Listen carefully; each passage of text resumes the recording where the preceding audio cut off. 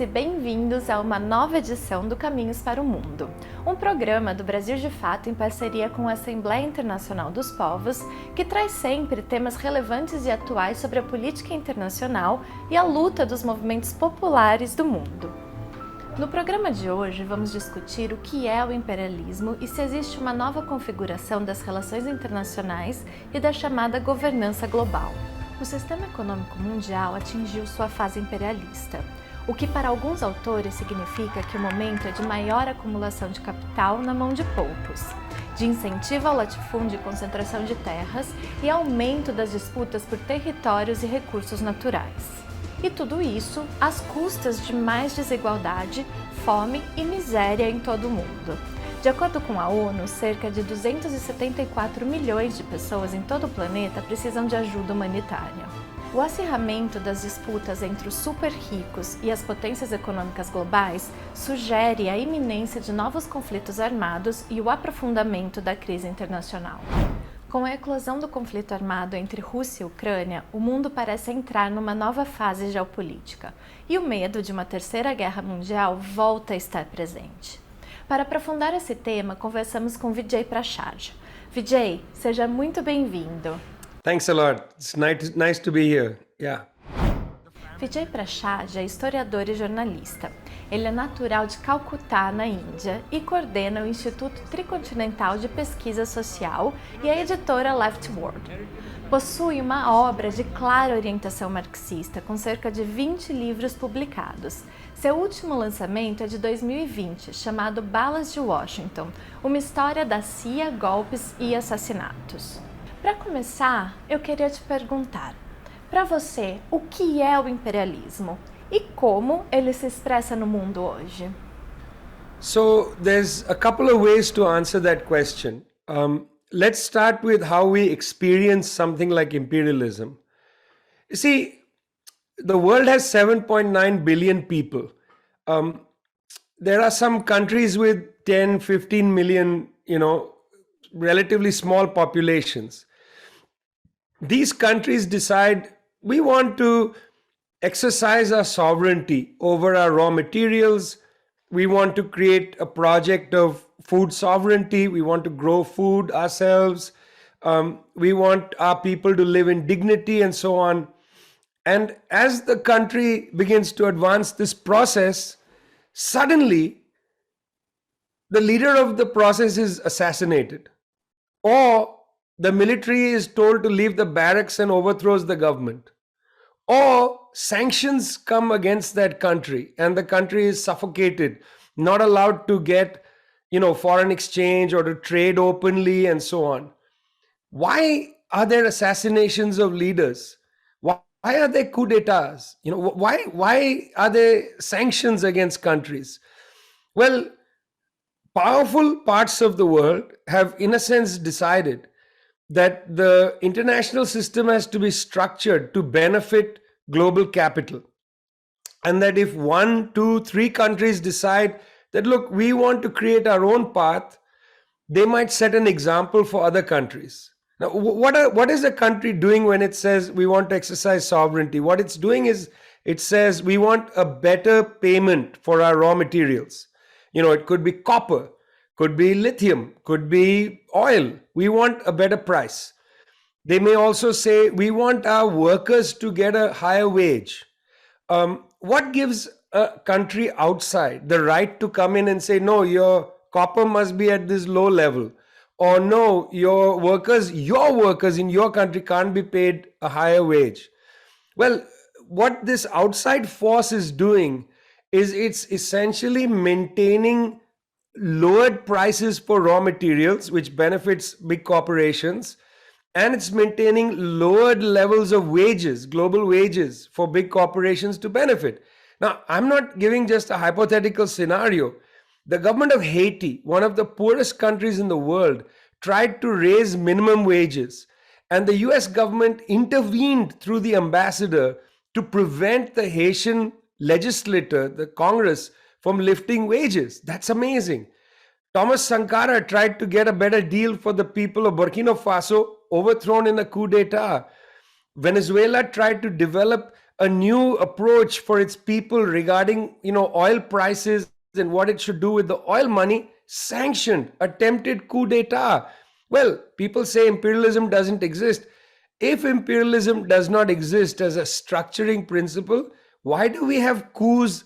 Why do we have assassinations? Why do we have sanctions? Can you explain to me with some other theory why that is so? Houve alguma mudança nas características do imperialismo mundial após ano de gestão de Joe Biden? Imperialism doesn't really count on changes in the political leadership in the powerful countries of the world. Whether it's Mr. Trump or Mr. Biden or Mr. Obama or Mr. Bush, it doesn't matter. It doesn't matter because there's a structure in the world system that has to be maintained. Look, we can discuss why the United States is so completely focused on overthrowing the government in Cuba. Cuba is a very small country, 11 million people. Why can't the United States just say, do whatever you want, Cuba? You want to develop a socialist system, do whatever you want. It's just 11 million people. The population of Cuba is smaller than the population of New York City. And yet the United States is obsessed with overthrowing the government in Cuba. Why? Because they have not been able, since 1959, they have not been able, they don't want to allow any country like Cuba to develop a socialist model. If Cuba succeeds, again, it's contagious. It sends a message to Haiti, to the Dominican Republic, to Jamaica, to all these countries, small island countries in the Caribbean will say, hey, listen, look at Cuba. They have universal health care. They have excellent education system. Already Cuba is a model for many people. Imagine if there was no blockade of Cuba. What could be done in Cuba? So it's not a question of Biden or Obama. It's a structure. And that structure has been in place for a very long time.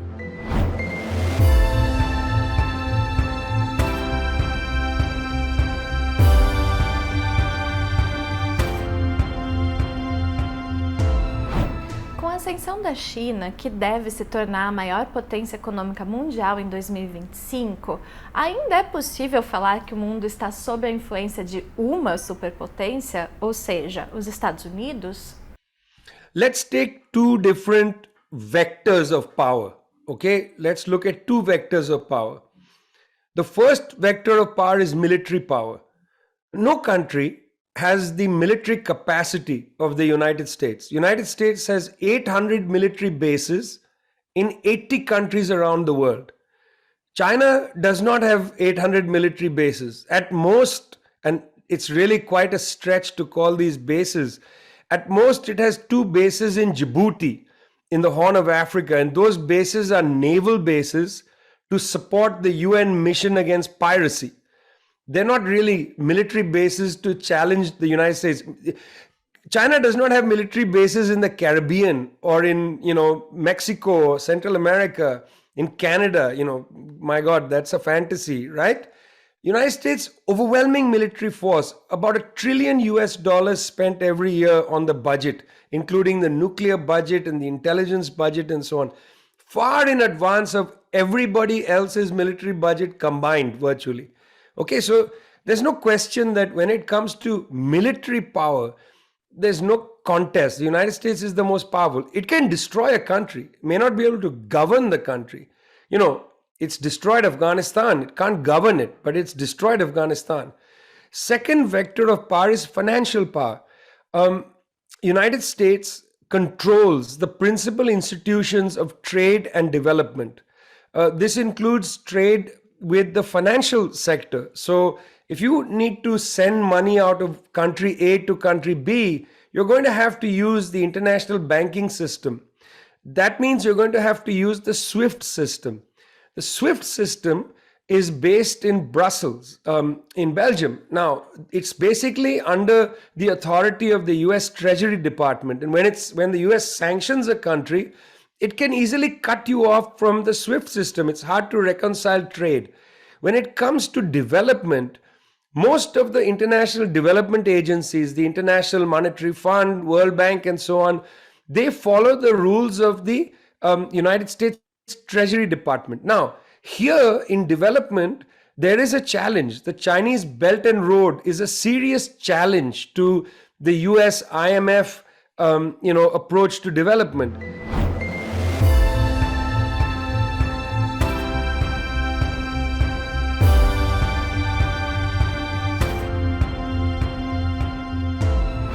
But still, even here, countries which are joining the Belt and Road Initiative continue to hold their assets in dollars, not in yuans or renminbi or rubles or euros. They might have some rubles, some euros, some renminbi, but up to 50% of most countries' wealth is held in the US dollar. That's going to be hard to change, because if two countries are trading with each other and one country has a trade surplus and it's holding some other currency, it's holding, say, the Cuban peso, you'll have to rely on a third country to accept the peso. Otherwise, you'll just be sitting on, pesos, and nobody wants them. That's why countries use the dollar. And so it's hard to go beyond the dollar. So yeah, China is a very powerful country and so on. It's not able to easily supplant the power of the United States. A pandemia acelerou uma situação generalizada de crise em todo o planeta, com aumento da miséria, fome, desemprego. Em outros períodos históricos, para dar um novo respiro ao capitalismo, foram desatados conflitos armados. Diante dessa situação que a gente vê hoje de crise, faz sentido temer uma Terceira Guerra Mundial? I mean, I'm not sure that we're going to necessarily go into a third world war. I don't think necessarily. I think the conflict in Ukraine is a conflict between, in a way, the United States and the great Eurasian powers. There's a very great tension on between Russia, China, United States, and so on. There's a lot of moving parts in this. In fact, the Japanese and the Russians have a dispute over some islands that has begun to, be raised by the Japanese government. It's a very serious problem that might appear. I don't think there's a necessity of war. I feel that there's a lot of people upset by the war that's taking place in Ukraine. Many countries, the president of South Africa has been quite clear that he thinks that the West is behaving in a way to actually provoke or accelerate the conflict. I think in other countries as well, in fact, in Brazil, even though the right-wing government of Mr. Bolsonaro is close to the United States, I think they have conflicted feelings about this conflict. Brazil has very close economic ties with China. People don't want to see the kind of fragile world economy disrupted by warfare. Fuel and food prices have already started to go up. So I think there's a large constituency globally, a large constituency that is against this kind of conflict. So I don't think it's inevitable that we'll go into some sort of world war. I hope not. I hope sane minds will prevail. But I do feel that certainly the West is accelerating a pressure campaign against China and Russia, and that's very unfortunate.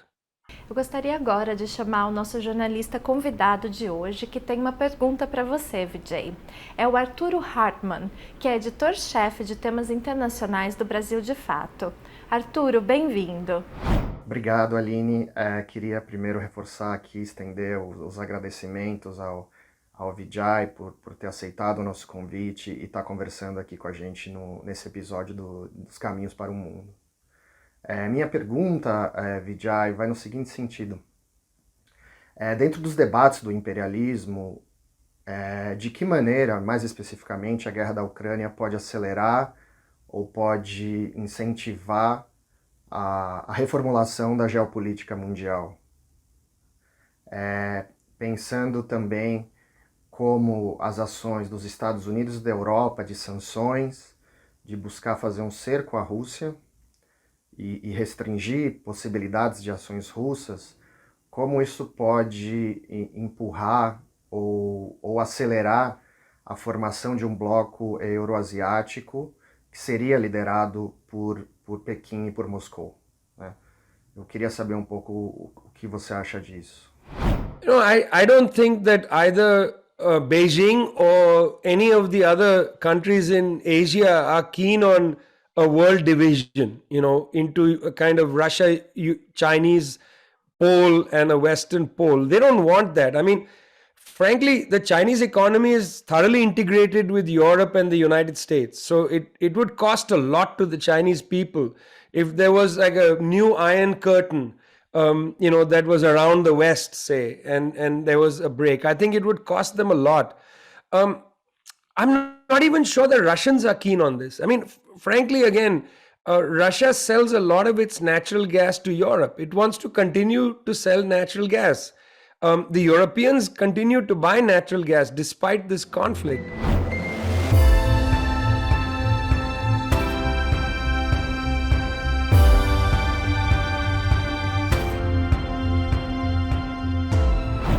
So I feel like the appetite in China and Russia, to create some big break is just not there.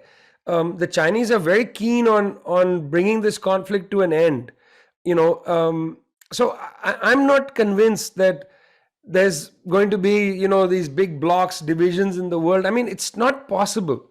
The level of international suffering would be great. I mean, imagine if Brazil was forced to choose between the United States and a China-Russia bloc. Ask a Brazilian person to go into a market, a shop, and to see how much of the goods in that shop come from China. Where would you get your buckets from? Where would you get your car parts from? Where would you get your computers from? So many of them are built in China.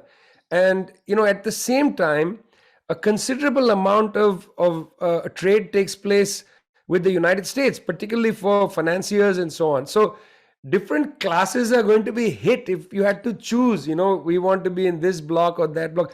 I mean, I really don't think the world is interested right now in being divided up, separated by an iron curtain. I think people understand that globalization has tied people together, economies together, and it's going to be very hard to unravel them. The cost is going to be very high. Vijay, mas nós vamos ver uma reconfiguração da geopolítica mundial?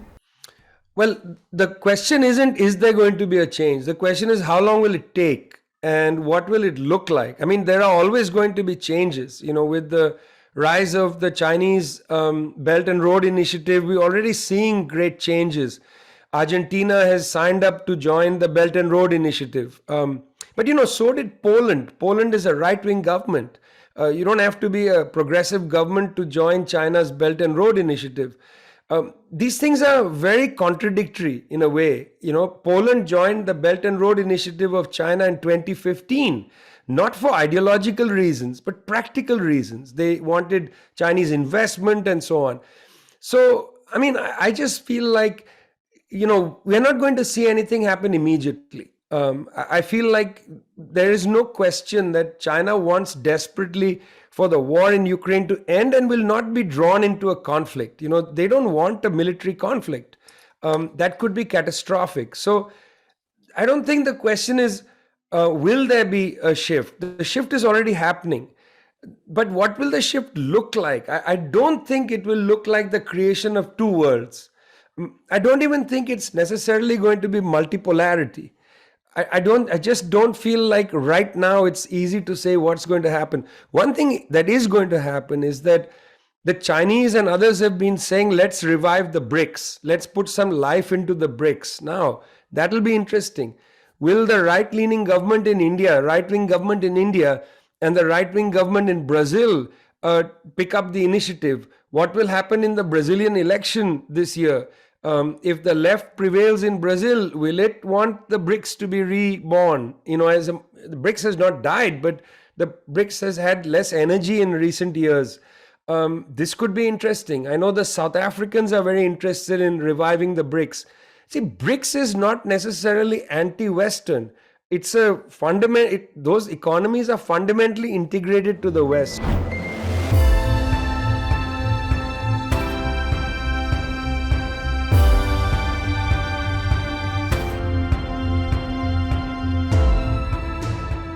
So again, the question isn't, will there be a change? The change is already happening. The question is, at what pace will it take place? And what will it actually look like? I think it's going to look like a web rather than blocks, that are separated. There will be a web. By the way, people should know that during the time of the USSR right through its history traded with the United States. It traded right through its history with the US. It's not like the Iron Curtain actually separated these places. That's not how it operated. Sob a lógica da multipolaridade e formação de um novo eixo anti-hegemônico, através ali da Rota da Seda, do cinturão, substituição do dólar, também é possível pensar em um novo arranjo das instituições internacionais? Talvez uma reforma das Nações Unidas ou mesmo o fim da OTAN? Well, I don't think NATO is going to end. In fact, NATO is going to meet in the summer of 2022 in Madrid, and they are going to put out a new concept document which suggests a kind of global NATO. They're on a warpath to become, in a sense, the world's policeman. That's how they see themselves. They're already talking about something called global NATO. United Nations, is a victim of the political differences in the world. It's not an independent actor. If there are enormous political differences, particularly among the so-called great powers, the UN can't act. I mean, on the permanent seats in the Security Council, you have Britain, France, the United States, and Russia and China. So if there's a gap between these two powers, the UN can't act. So it's not fair to say, why isn't the UN... The UN is a victim of the great power divisions in the world. NATO is going to be more powerful. The UN is a victim of the great power divisions. At the same time, I feel like, there will emerge new security challenges for countries. And, I'm hoping very much that regional organizations like the African Union, perhaps, CELAC in Latin America, these regional organizations will step up to the table and say, look, we don't want to choose sides and so on. We want to have a non-aligned, independent foreign policy. It would be very interesting if CELAC in Latin America articulated directly and used the term non-aligned.